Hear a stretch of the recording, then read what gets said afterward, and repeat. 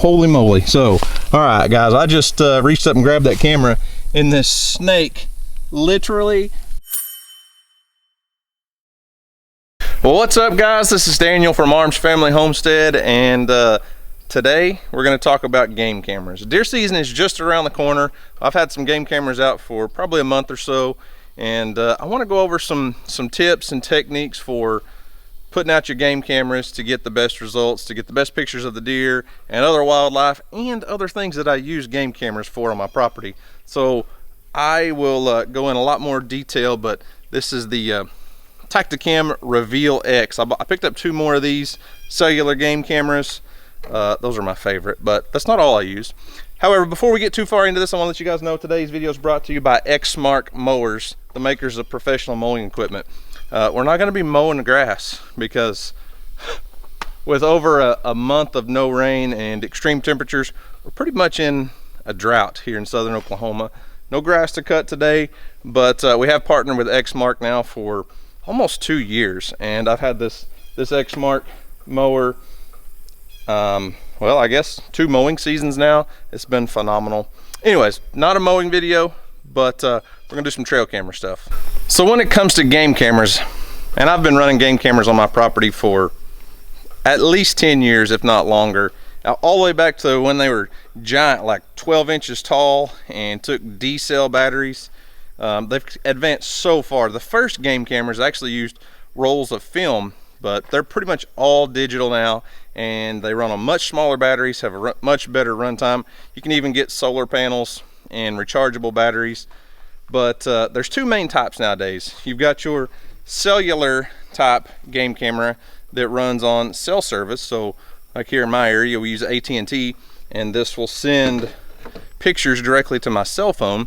You have to pay a subscription fee, but it's not that bad. You can kind of pick the levels and stuff. There's so many different companies out there. They're all a little bit different, so do your research there. And then the other type is non-cellular, and they just store pictures on an SD card. I still use some of the older non-cellular types. Last year was the first year I moved to the cellular game cameras. Had 2 of them and probably 4 or 5 that were non. I will say this, when I'm setting up a camera at a big deer feeder, I really kind of like to go with the non-cellular so I don't get, you know, 150 pictures sent to my phone every night. And those big deer feeders are gonna hold a couple 100 pounds of feed a lot of times, and I can let those cameras sit there for a week or so. And since it's on my property, the deer really get adjusted to my scent, so when I come in and check a camera, it's really not that big a deal. Now if I'm going to set a camera up in more remote location, like on an edge of a bedding area or on a trail or a travel corridor or something, I really like to use those cellular cameras because the deer aren't going to spend as much time standing in front of that camera, and they're just passing through. And in that situation, I don't want to be going into that area once a week to check that SD card. So I can take those cellular cameras back into the timber, set them up on a trail, and I don't have to go back for, you know, maybe a month or so just to check the batteries or change the batteries or whatever. So each camera has its own applications. The cellular cameras are going to cost you a little bit more, and you got to pay that subscription fee, but it's really kind of up to you, and really depends on how far away you are from your hunting grounds. So if you live on the property where you hunt, you may not even need those cellular cameras. I like them, I enjoy them. To me, that's kind of the best route to go, because I like pull out my phone. I'm gonna be sitting at home watching TV at 10 o'clock at night and be like, oh look, there's deer in front of our, you know, deer on our trail, deer in front of our feeder or whatever it is. And as far as feed goes, and as far as bait goes for deer, there's a lot of different options you can use, but the main thing is you do need to check with your local state laws. Every state's a little bit different. Oklahoma's a wide open, free and clear bait state as long as you're not on public ground. If you're on private land, you can bait deer year round. Some states allow it out of season, out of deer season you can bait, or so many days before or so many days after, but you can't bait during the season. So there's a few different things that I use. I'll go through those. The main thing, pretty much universal for everyone, corn. Deer love corn. It'll bring them in for miles away. So when I'm filling up a deer feeder, I pretty much just use corn around here. You can use corn. Sometimes some people use a corn and soybean mixture, and then there's a lot of deer feeds, but I'm not really pouring a lot of protein to my deer here. I only have 110 acres and I border some public hunting land, so I'm not going to spend a huge amount of money on feed. I just want to pull them in, and so I can get pictures and stuff. Then you can also use something like these little hanging blocks. They're like a molasses mixed with a lot of natural sugars and sugar canes and all different flavors. This one is called Acorn Inferno, and they smell incredible. Now, one of the best things I've ever used, look at that little, it's just powder. So specifically for bucks, to get bucks to come in on camera, Rice Bran has been the best product I've ever used. Just plain Rice Bran. You can buy all kinds of different flavors and scents that have a deer on the package, but if you just go to your local feed store and buy plain Rice Bran, the bucks love it. I've had pictures for years. Bucks will have it plumb up, you know, almost up to their eyes, where they just bury their face down in there. There's something about it. I don't know if it helps with their antler growth or something specifically for bucks. They absolutely love the Rice Bran. There's a couple different options you can buy. Some of them are like made specifically for horses and stuff that may be a little bit more expensive, but just plain old cheap Rice Bran works great. In the past, like this time of year when it's really hot and really dry, if we're in a drought, I've used alfalfa pellets. The deer love them as long as it's hot and dry, like drought type conditions. Once it starts getting rainy or acorns start falling or there's more food available, the deer will tend to stay off of those alfalfa pellets, it seems like. Or if it just gets a little bit of moisture, if you get just a little bit of rain, that stuff will mold in a hurry and they won't touch it. But anyways, I'm gonna go out and check a few game cameras, show you where I've got some set up, so show you how I have some set up. I also use the cellular game cameras for security on my property. So there's a lot of good uses for game cameras, even if you're not just specifically wanting to see what deer are on your property.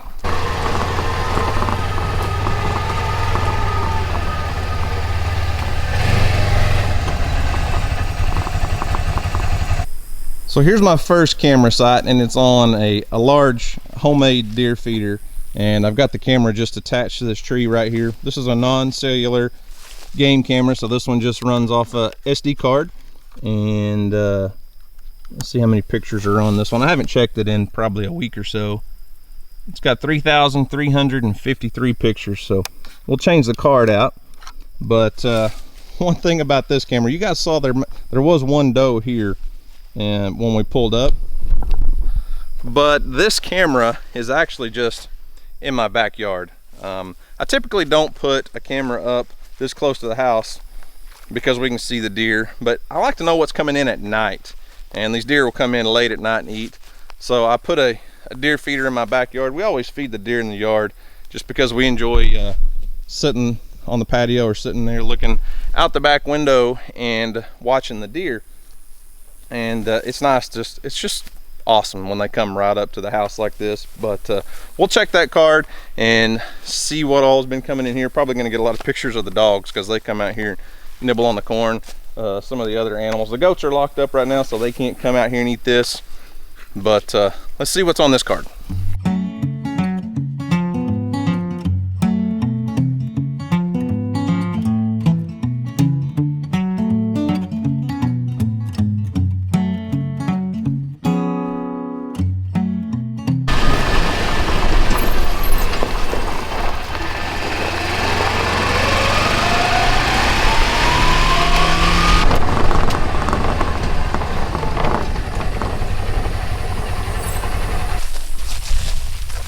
All right, here's my second camera site, and this one's also a non-cellular. It looks like a squirrel might have bumped this one, moved around. I need to secure it a little bit better. It was kind of pointed down, but this one, if it'll turn on, batteries may be dead on this one. Here we go.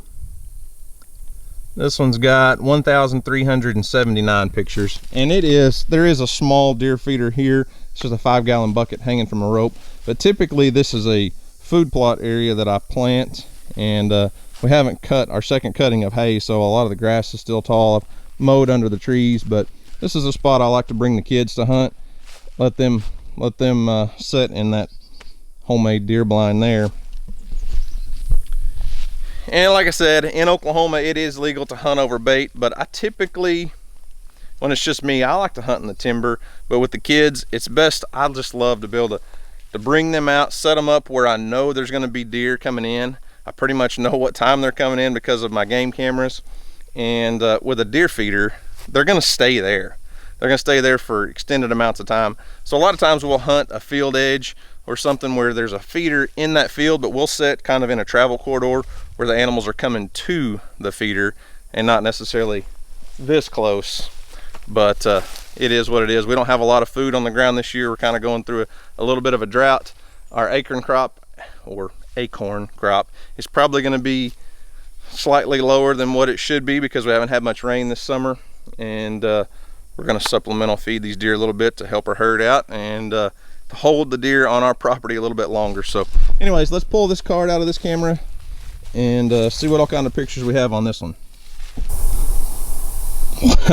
Holy moly. So all right guys, I just reached up and grabbed that camera, and this snake literally just fell off of the strap. Like, he was right there the whole time and I never saw him.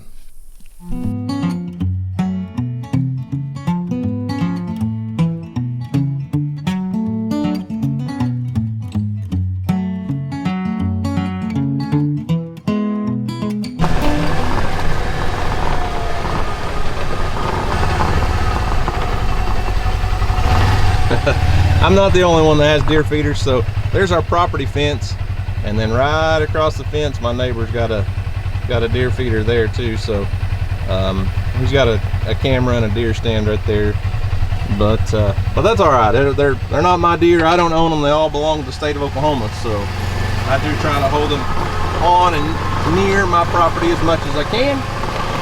But, let's go check our next camera off down here in the woods. Okay, so this camera site is a little bit different. There's a camera sitting right over there. I'll go show you how I have it set up and what I do. It's a cellular camera, but as you can see, we're deep in solid timber. It's several hundred yards to an open field in any direction.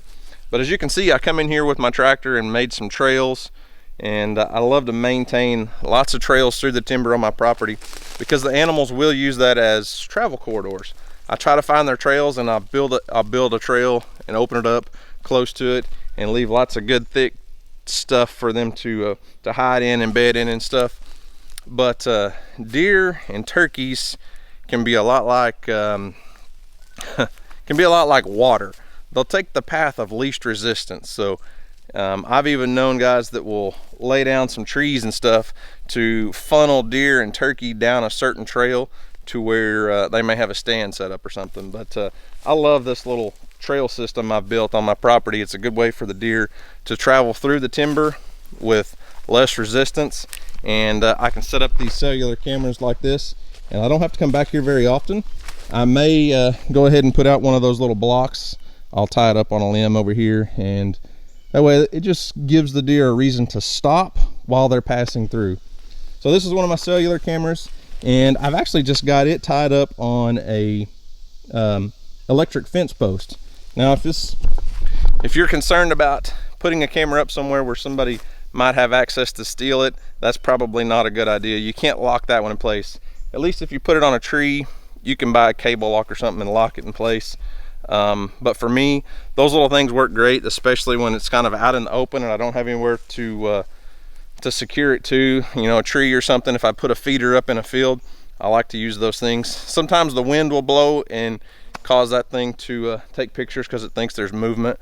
But anyways, cellular camera here. It does hold an SD card, but I've got all the pictures on my phone, so I'll go through and show you what we're getting. Now, as you can imagine, I'm only on 110 acres, so we are getting pictures of a lot of the same deer at different locations. But what I've noticed is I love to move the cameras around, and it's crazy. Sometimes, some years, I can move a camera 100 yards across my property and get, you know, several different pictures of several bucks that I didn't even know were on the property. You're like, how in the world? I've had a spot set up here in this area for months. Never once did those bucks come in, move a camera 100 yards, bam, find new deer on my property that I didn't even know were alive.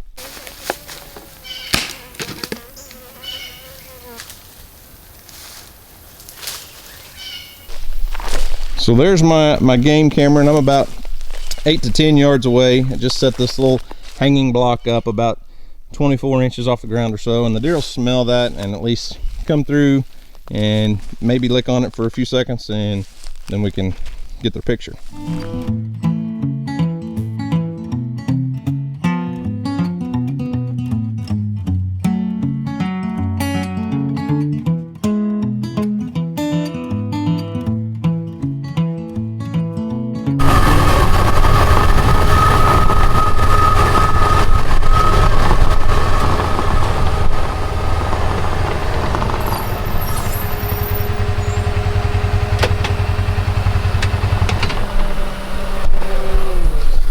So this would be a perfect spot to set up a camera out in this field, maybe 10 yards or so, and aim it towards this crossing. As you can see, this is mostly a wild hog, feral pig crossing, but there's usually a beat down path. And if you followed our channel at all, you know we've done a ton of trapping this summer. We're trying to remove as many of these feral hogs off of our property as we can, and our trap's actually not here right now. Josh came and picked it up and moved on. And that's mostly because I've had cameras scattered all around my property. I've been moving them, and we haven't had a single picture of a hog in, well, since we caught the last ones here probably a month ago. And that's exciting. It's good to get them off the property. It won't keep them out forever because, as you can see, this solid timber runs like this for probably 1.5 miles or 2 miles, and there's a couple creeks through here. Those hogs will use this stuff, and eventually they'll spread back into our property, and we'll have to start trapping again. Feral hogs are a incredibly invasive, terrible problem for so many states across the United States. And I have no doubt that a feral hog in the springtime would eat a baby deer laying on the ground, because those baby deer will bed down. They don't jump up and run off when they're, you know, a week or two old. Those hogs find them, they're dead, guaranteed. Plus they compete with the deer for all the native forage and food and stuff, so it makes it harder for those deer to thrive and survive even through the winter time. So anyways, this would be a good spot to set up a camera just to check and see if we had hogs start coming back through. And the deer will use the same trails a lot of times as those hogs because they open up such a big path through the timber.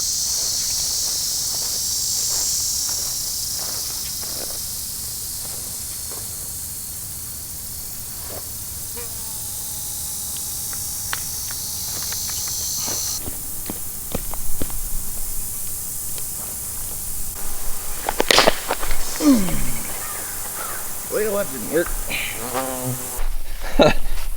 I thought I could push this into the ground. These are just step-on posts. I was wrong. So, instead of going back and finding another way to do it, I'll probably just secure this camera to a T-post. It's not going to be directly on the trail, but I can kind of angle it across the field a little bit, and we'll make it work. All right, well, I got that camera set up with no broken bones, thankfully, and it is kind of aiming out into the field. There is a deer feeder in this field. It's not exactly set up on it specifically. It's kind of pointed that direction, but it's pretty far. But the main thing is that big trail is right there. So if we get hogs coming through and trying to hit that feeder, we should get a picture or two of them, and we'll see. This thing, let's test it out. I just called that camera Creek Life because I needed a name, but it is on. I'm gonna have to wait a minute and let it get set up to send us pictures that aren't just sitting on the table in my head. Okay, so here's a sample of how the app works. It literally just sends you all the pictures from all the cameras. So we can see that the one on the fence post is up and going. I don't have very good cell phone service out here, so it takes forever to load. But yep, there I am after I fell down trying to put a post in the ground. But anyways, that should get lots of good pictures of deer, hogs, whatever's moving through that opening in the fence all the way out to, oh, it just switched to the next picture with me driving by. But yeah, there's the back end of the buggy. But as you can see, they're not, most of them aren't going to load, but there's me talking to the camera at the previous site, me driving up to the camera. There's my my gate entrance, which leads me to the next thing I want to talk to you about. And that is, as I said earlier, I use these cellular game cameras for more than just to keep track of wildlife on my property. We do use them for deer hunting. That's the main intended purpose, but I also use them for security. Like I said, I live next to a public hunting area. I have to be careful about where I put cameras on that side of my property because they will disappear in a hurry. So what I've done in the past is I'll actually get on top of the buggy, stand in the bed, or get on the roof, put a camera up in the tree and angle it down at a trail or something, and that gets that camera up out of the line of sight for trespassers that want to steal my expensive game cameras, or that were just walking through our property when they weren't supposed to be. But you can do that, angle that camera down at an angle instead of mounting it, you know, where like on a tree would be like this. We'll mount it kind of pointed down like that, and gets it where people can't see it, and it's angled down, gets pictures of what's going on at the ground level. Sometimes what I'll do with other cameras, if I've got an old one that doesn't work anymore, I'll take it and put it on a tree right next to a property fence. It doesn't work and if it gets stolen, you know, it doesn't hurt my feelings, but it does let people know, hey, there's cameras on this property, so if you come on here, we may get your picture somewhere else too. And that's one thing I've done just to kind of deter trespassers. But one of the main things I do that I absolutely love, we put that new gate in on our property at the end of our driveway earlier this year, and I put one of these cellular game cameras about 12 feet up in a tree and angled it down directly at my gate. And we have that keypad, so anytime someone pulls up to my gate, whether they know the code or not, it automatically takes a picture of them. One of the good things about that is having that gate allow the package delivery services, the mail, FedEx, UPS, those guys don't like to have to worry about a gate code, so they'll just set the packages behind my gate. Everybody's always worried about stuff getting stolen. At least if someone does pull in to try to steal our packages, we'll get pictures of them. And that camera is pretty well hidden up in a tree, so it's nice to know, have a little bit of extra security on who's coming into my property and who's been there, especially when we're out of town or something. I can get those pictures instantly on my cell phone, so if someone's coming into my property, you know, to feed or whatever, I know that they've been there. And if anyone else that has the gate code comes in looking for us or something, I know that they've been there as well. So anyways, there's a lot of good uses for game cameras. There's so many more things you can do with them besides just use them for deer hunting. You know, if you just want to know what's going on your property, see what all kinds of wildlife are out there, coyotes, bobcats, bears, that's another thing I didn't talk about. We don't have bears on our property, but you can buy a metal box to mount on a tree that screws into the tree that will keep bears from tearing them up. There's a lot of different mounts out there on the internet, and when it comes to brand, guys, there's probably 20 or 30 different good brands of game cameras. I use the Tacticam Reveal. We switched to the Reveal X. That's their new model this year. I absolutely love the cellular game cameras nowadays. Like I said, I wouldn't put them necessarily in front of a deer feeder too much because it's going to send you pictures constantly, but for trails and side trails and, you know, things going into bedding areas, and just if you just want to see what's going on your property, they're perfect for that because it's instant. It'll send you those notifications, or you can turn the notifications off and just look at the pictures later, which at night that's what I do. But anyways, I guess that about wraps it up. Be sure to check your local laws if you're going to bait the animals in your area, and if you're going to use those electric fence posts to step on them and push them in the ground, make sure you either take a hammer or the ground is not so dry, or you'll end up flat on your backside like I did. But anyways, guys, huge thank you to Exmark Mowers for sponsoring today's video. We've been a part of Exmark, like I said earlier, for almost 2 years now. Be sure to check out exmark.com/backyard. I'll leave a link to that in the description box. They've got tons of other creators putting out all kinds of different backyard style content, whether it's building patios or outdoor cooking or fishing. There's a lot of pond stocking information on there. They've got a whole wide range of creators that are putting content on their website for them, and it's a pretty cool place. I share links on my YouTube or on my Facebook page every once in a while to different articles from Exmark's backyard website, so be sure to check that out. Huge thank you to Exmark for partnering with us. We really appreciate it, and I can't wait. Maybe, you know, we don't have any big bucks on camera just yet, so that's typical for our area. My property doesn't always hold the big bucks, but my theory is if I can keep all those does in here when it comes breeding season, comes a rut, the big boys will show up, and it's worked well in the past for my kids and myself. So anyways, looking forward to a good deer season. Can't wait. I'm ready. The kids are ready. Houston's excited, and Emily's excited. I'm sure she'll come out here and hunt one day and kill another big buck this year. But anyways, guys, that's all I've got for today. Thanks for watching. We hope you enjoyed it. Y'all have a great day, and as always, we'll see you on the next video.